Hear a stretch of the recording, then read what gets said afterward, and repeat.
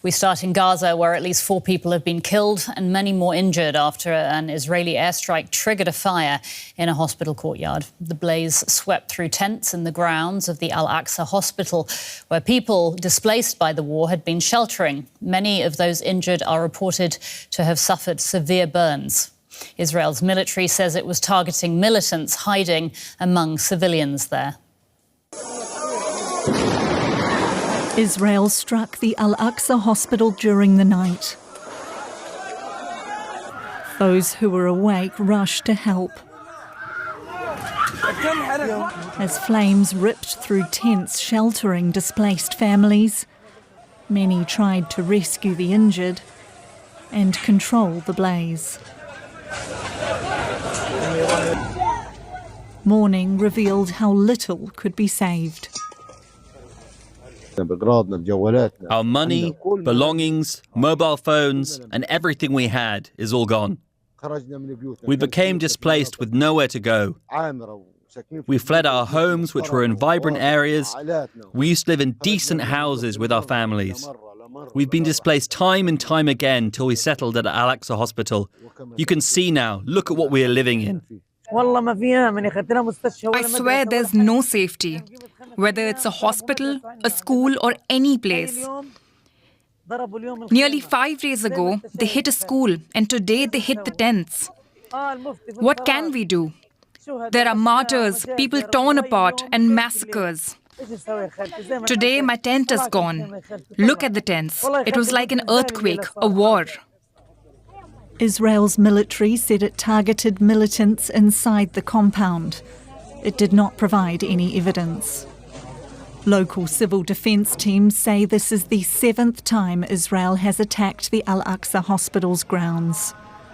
Overwhelmed staff were already struggling to treat more than 90 people injured in another deadly Israeli strike. This one on a nearby school which was sheltering displaced Palestinians. Children were among the wounded and dead.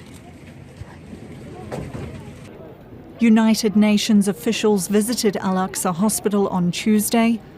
Last week, a United Nations inquiry accused Israel of intentionally destroying Gaza's healthcare system.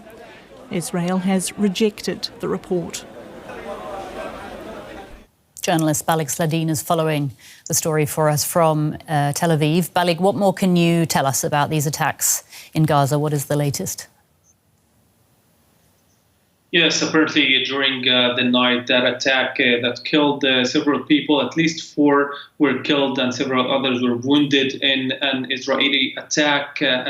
But I just talked to someone who is in Gaza, told me a bit more details about what happened there. Apparently, the internal security that belongs to Hamas, of course, are taking over and over again some tents and some places inside the compound of the hospitals in general because of the electricity and some internet connection in that compound. And that's why they are targeted. He even has sent me a document that shows that they were inside that compound. I'm not sure whether they were hit by that attack or they were among the ones who were killed or dead. But that's something that's happened over and over again over the past few months. It's not the first time that it happens. And apparently, because the world's focus now shifted toward Lebanon, the people of Gaza are suffering more and more because Israel now doesn't feel a lot obligated to explain all of these attacks and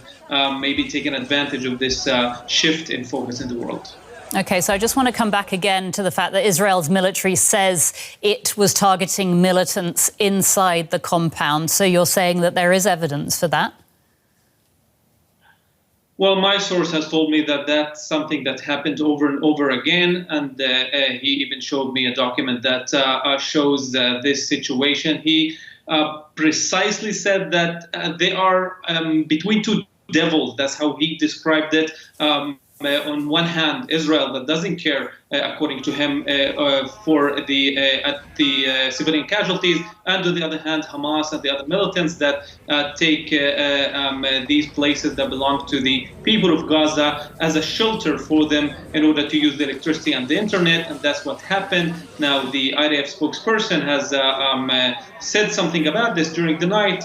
He said that some precision munition were used in that attack and the aerial surveillance, as well as some aerial or additional intelligence in order to minimize the civilian casualties. But again, that, of course, can't take out only the militants themselves, and the people of Gaza are continuing to be suffering. Balig, you're in Tel Aviv. Can I ask you how people in Israel feel about incidents like these in Gaza when they see the pictures?